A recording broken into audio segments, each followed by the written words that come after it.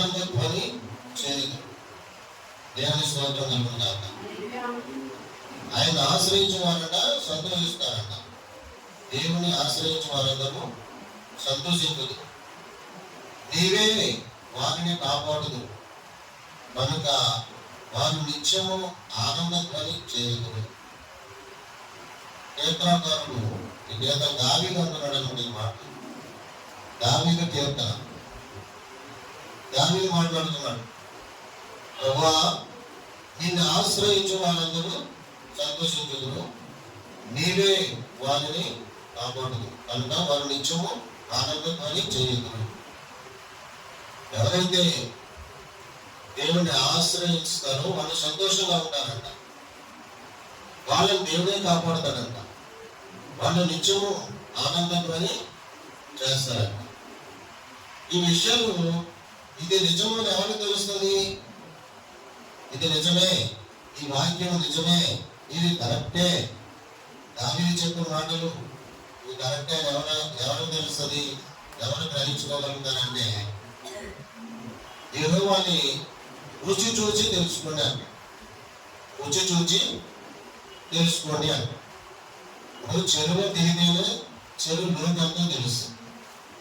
పండు తింటేనే ఆ పండు టేస్ట్ ఏంటో తెలుస్తుంది. చెట్టు మీద ఉండి దాన్ని తినకుండా ఎప్పుడు తినకుండా ఆ పండు చేదుగా ఉందో, రుచిగా ఉందో, తీయగా ఉందో అనేది తెలియదు మనకి. పండు తింటే తెలుస్తుంది. యాపిల్ పండు ఎంత చక్కగా ఎంత ఉంది, ఎంత బాగుంది. జామ పండు ఎంత బాగుంది. అలా తింటేనే దానికి తెలుస్తుంది.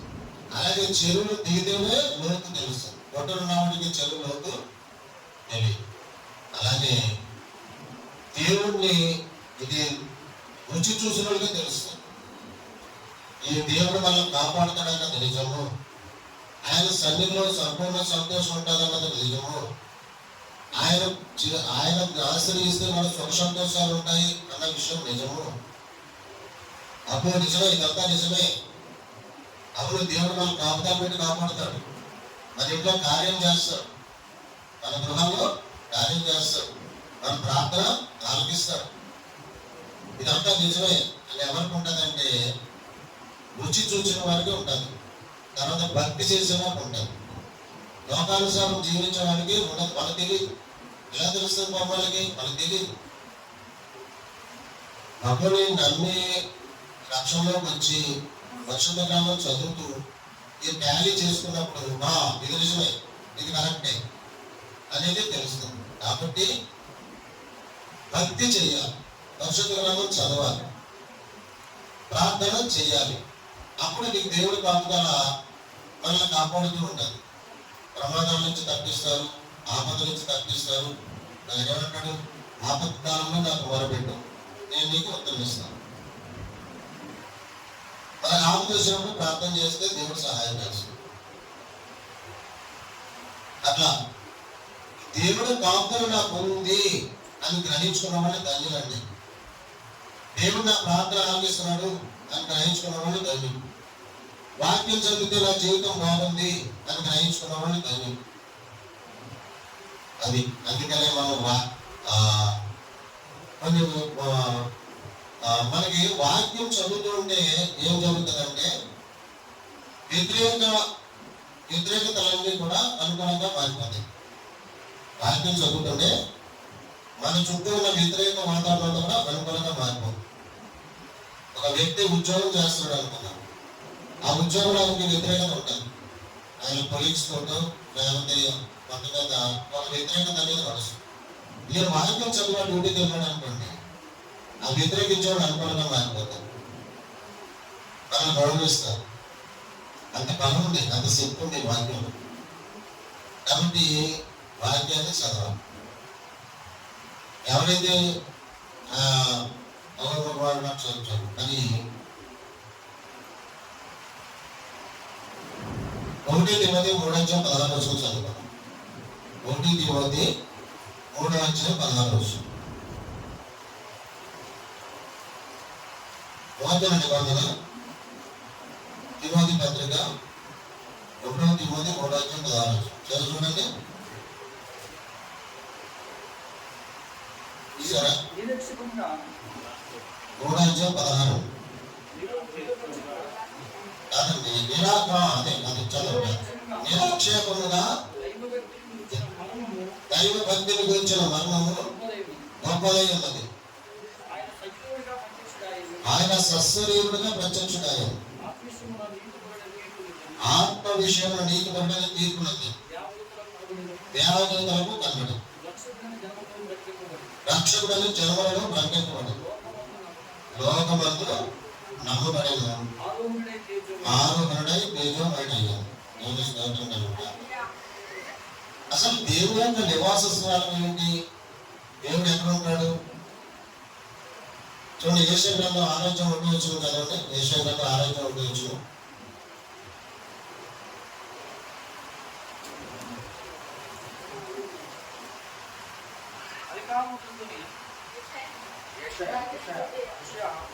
యెషయా 6:1.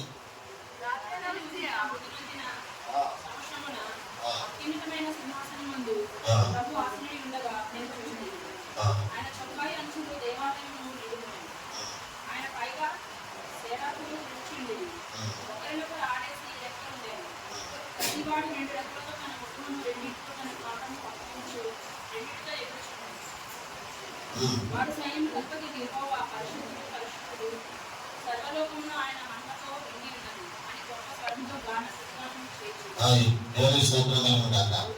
యెషయా భక్తుడిని దేవుడు దర్శించాడు. యెషయా భక్తుడికి దేవుడు దర్శనం చూపించాడు. ఆయన అత్యున్నతమైనటువంటి సింహాసనంపై ఆశీనుడై ఉంటాడు. ఆశీనుడై ఉండగా నేను చూచితిని. ఇప్పుడు పరలోకంలో దేవాలయం ఉంది. పరలోకంలో దేవాలయం ఉంది. ఆయన అత్యున్నత సింహాసనం మీద ఆశీనుడై ఉంటాడు. తెలుగులు శరాబులు మధ్య ఆయన నివసిస్తూ ఉంటాడు. శరాబులకి 6 రెక్కలు ఉంటాయి, తెలుగులకి 4 రెక్కలు ఉంటాయి.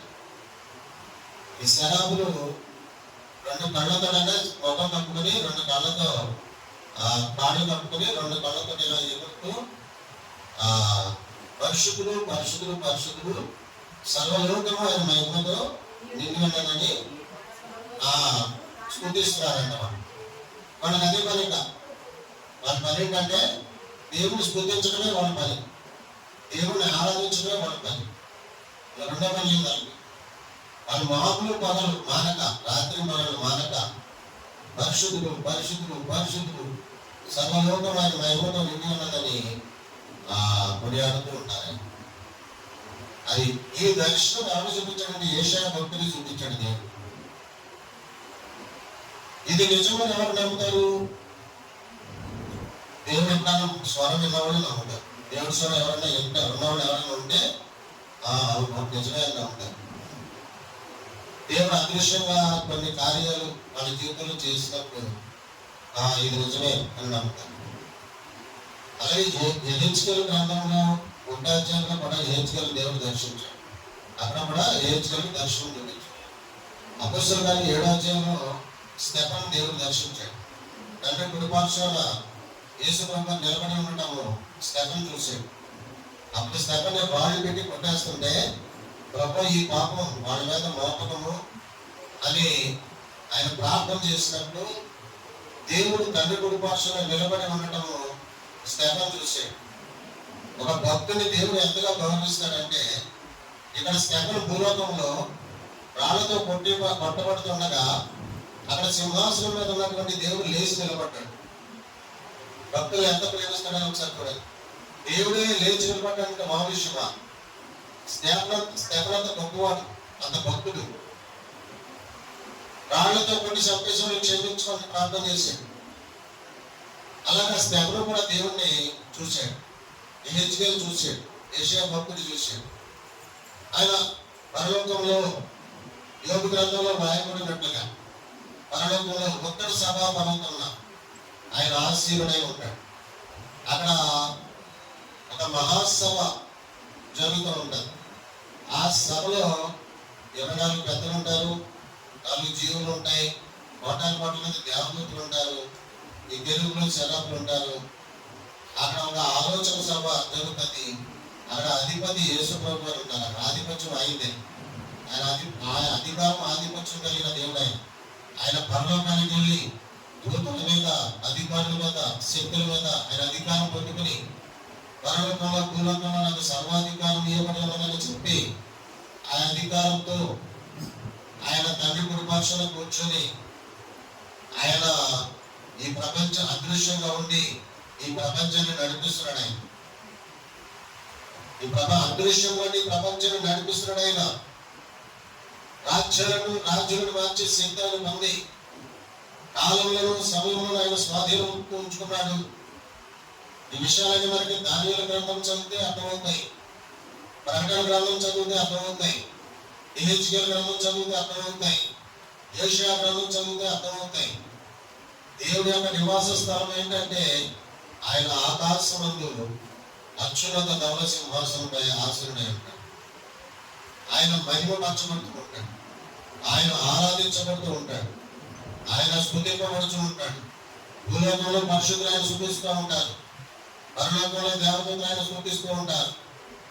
అలాంటి గొప్ప దేవుడు, సింహాసనశీనుడైన దేవుడు, ఆకాశ మహాకాశములు పట్టజాలంత దేవుడు, ఆకాశ గగనాలను చేరుకోవలసిన దేవుడు, ఆకాశంలో అంతరిక్షం నిర్మించిన దేవుడు, సూర్యచంద్ర నక్షత్రాలను కలగజేసి వాటి పేర్లు పెట్టి వాటిని నడిపిస్తూ వాటిని ఉదయింపచేస్తున్న దేవుడు, భూమిని స్థాపించి భూమిని కదలకుండా స్థాపించి ఆ భూమికి పునాదులు వేసి ఆ భూమిని సూర్యులు వేలాడదీసిన దేవుడు, సముద్రాలకు సరిహద్దులు నిర్ణయించిన దేవుడు, అగాధ జలములో గదులు పెట్టిన దేవుడు, ఆకాశంలో ఆయన కూడా గదులు వేసుకున్న దేవుడు, ఆకాశంలో మేఘాలను వాహనంగా చేసుకుని గాలి మీద గమనం చేసే దేవుడు. ఆయన ఆజ్ఞాపిస్తే ఆకాశంలో జలములు పుట్టుకొస్తాయంట. ఆయన ఎడారిలో నీటి బుగ్గలు కలగజేశాడు, అది ఇప్పటికే ఉందంట. ఆయన మహిమలు ఆకాశంలో ఆయన మహిమలు కనపరుస్తున్నాడంట. ఆయన ఆకాశంలో అందరి సమస్యను కలగజేసి ఆకాశంలో ఆయన మహిమలు కనపరుస్తున్నాడు దేవుడు. భూలోకంలో ఆయన నామం ప్రభావం కలిగిందని రాయబడి ఉన్నది. శక్తివంతమైనది, ప్రభావం కలిగినది, అన్ని నామముల కంటే పైనం కలిగిన దేవుడు, అత్యున్నతుడు. ఆయనే దేవుడు, ఆయన తప్ప వేరొక దేవుడు లేడు. అటువంటి దేవుడు ఆ ధవళ సింహాసనాన్ని విడిచిపెట్టి రిక్తులుగా ఈ లోకానికి వచ్చి, అందుకనే 1 తిమోతి 3:16 ప్రకారంగా ఆయన సశరీరుడుగా ప్రత్యక్షుడయ్యారు. ఆయన సశరీరుడుగా ప్రత్యక్షుడయ్యారు.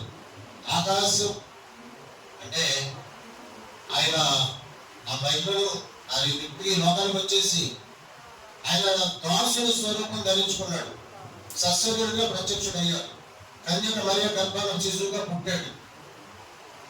33 సంవత్సరాలు ఈ లోకంలో జీవించాడు. 3 సంవత్సరాలు సేవ చేశాడు.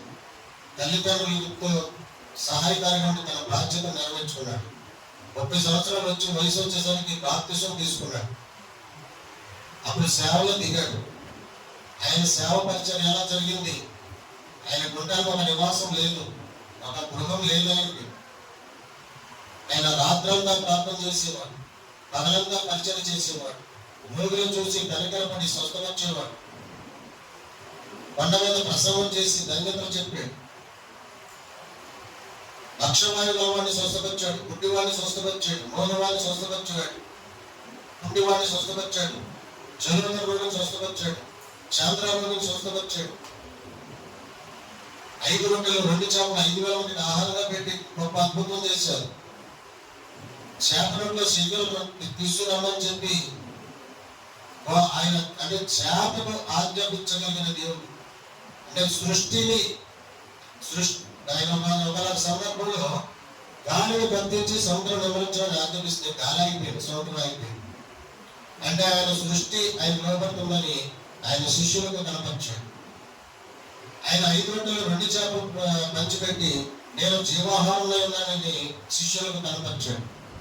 ఆయన గుడ్డివాడిని స్వస్థపరిచి నేను మార్గంలో ఉన్నానని శిష్యులకు కనపరిచాడు.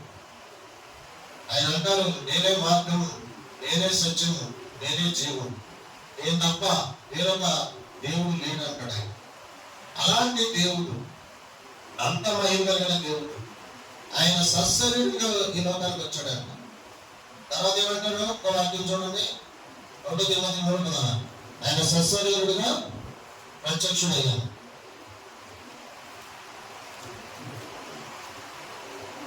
జీవుని బోధన చూచి 1 తిమోతి 3 కదా,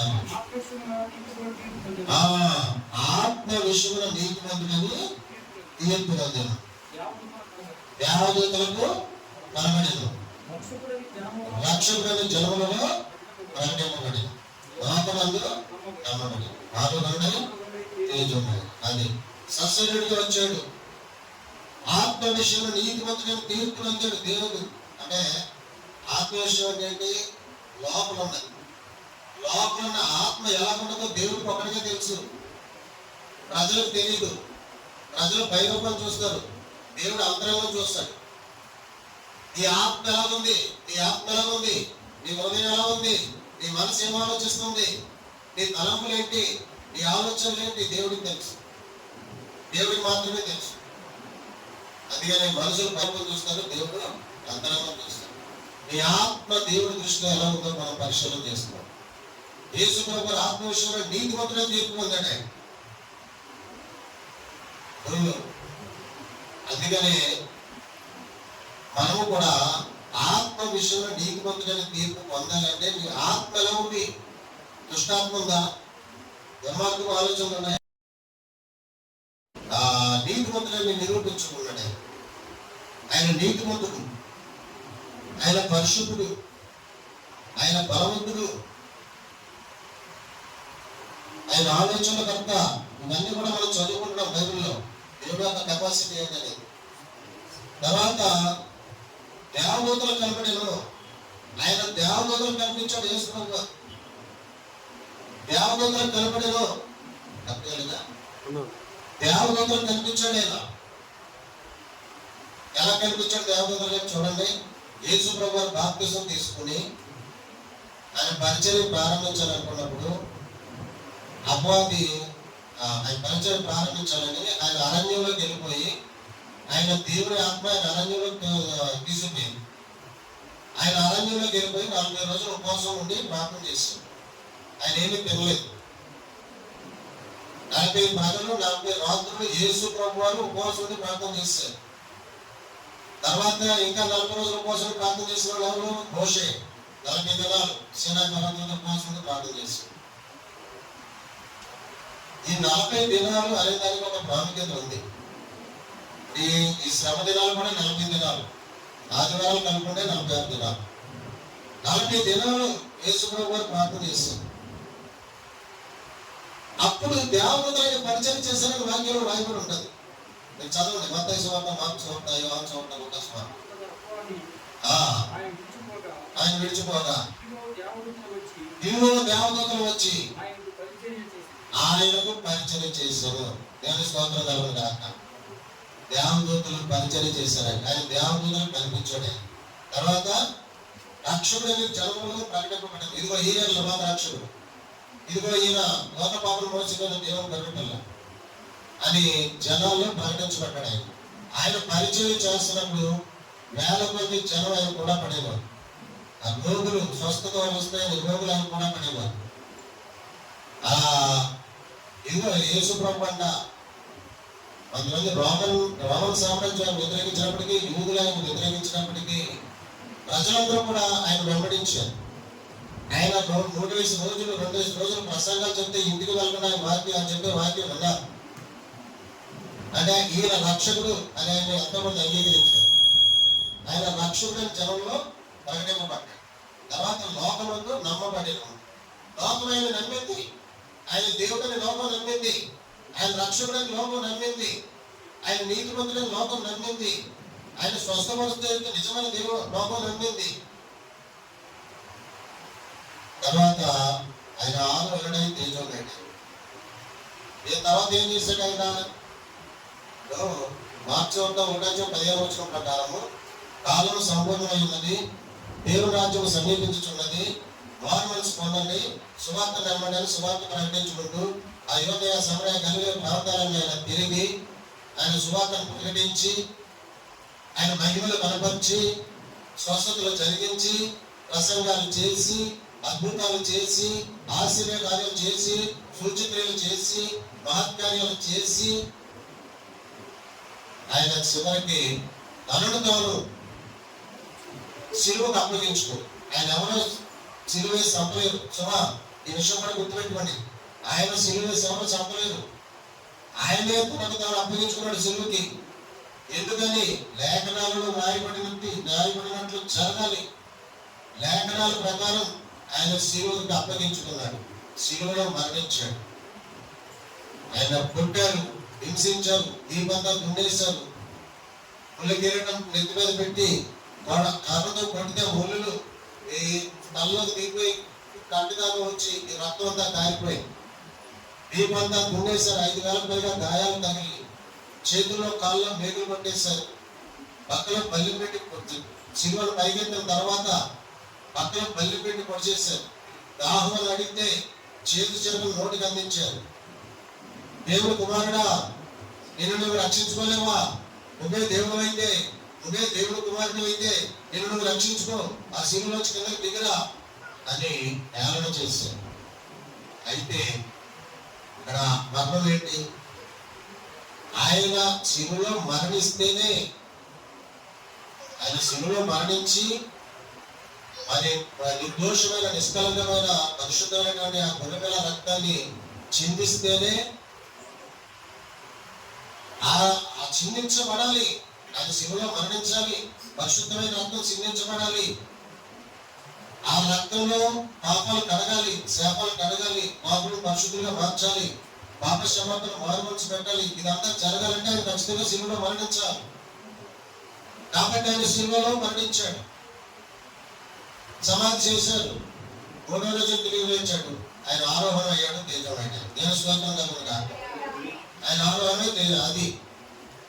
అటువంటి దేవుణ్ణి కలిగి ఉన్న వాళ్ళు ఎలా ఉంటారని చెప్తున్నాడు కీర్తన 5:11 నిన్ను ఆశ్రయించే వారందరూ సంతోషించదురు. వాళ్ళు ఆనందం ధ్వని చేస్తారంట, వాళ్ళు సుఖంగా జీవిస్తారంట, వాళ్ళు రక్షణ భాగ్యం కలిగి ఉంటారంట.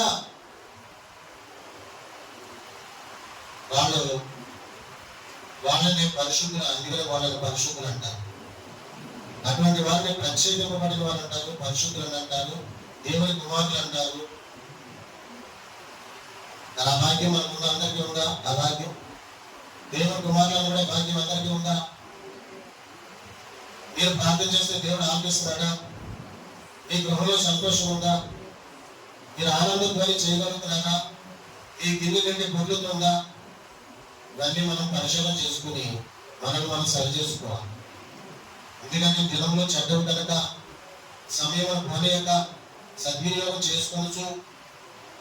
అజ్ఞానులే కాకుండా జ్ఞానులే ప్రార్థించమని బహుగా రాసినటువంటి యుగసి పత్రిక 5:15 నాయకులు ఉంటారు. ఇది దినాలు చెడ్డ దినాలు, ఇవి అంచె దినాలు, ఇది కడవరి కాలం అంటారు, ఇది కృపాకాలం అంటారు. దేవుడు ఒక నిబంధన చేశాడు. ఏంటా నిబంధన? ప్రజలు రక్షించబడాలి, ప్రజలను తెలుసుకోవాలి, వాళ్ళ పాపాలు ఒప్పుకోవాలి, దేవుడి రాజ్యంలో చేర్చబడాలి అని దేవుడు ప్రజలతో ఒక నిబంధన చేశాడు. ఆ నిబంధన ప్రకారంగా ఆయన అక్కడ ఎదురు చూస్తున్నాడు. పాపులు వచ్చి దేవుని ఒప్పుకొని పాప క్షమాపణ పొందుకొని దేవుని రాజ్యంలో చేర్చబడాలి. అందుకోసం ఆయన రాకడను ఆలస్యం చేస్తున్నాడు. ఆయన ఎందుకంటే ఆయన వచ్చేసాడంటే రక్షణ. మత్తయి సువార్త 24వ అధ్యాయంలో దేవుడు ఏమన్నాడు?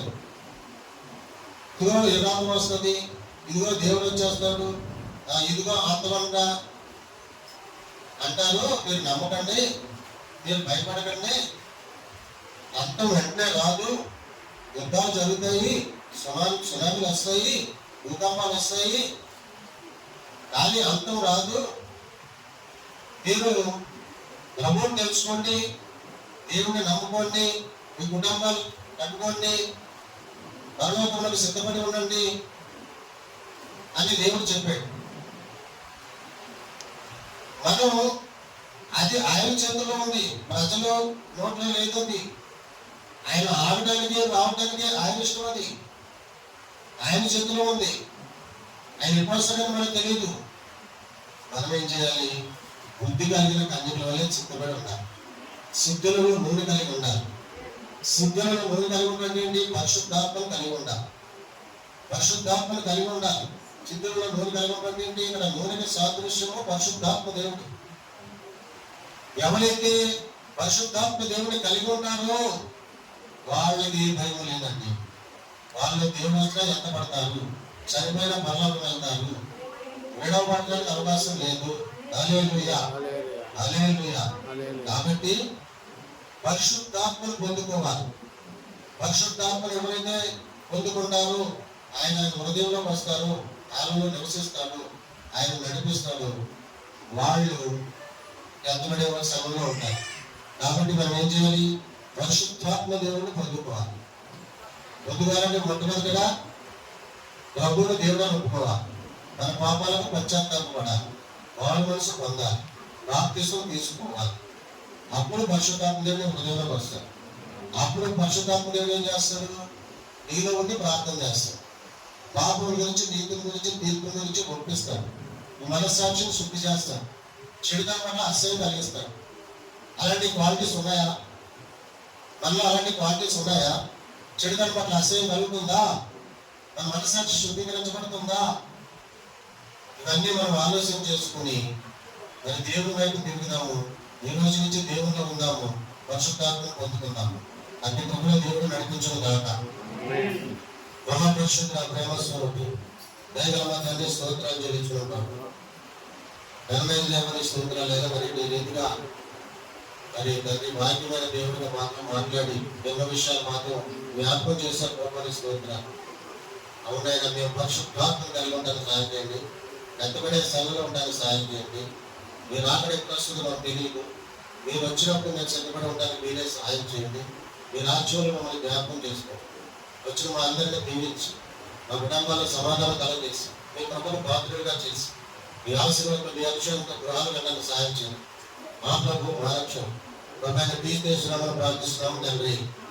ఆమేన్.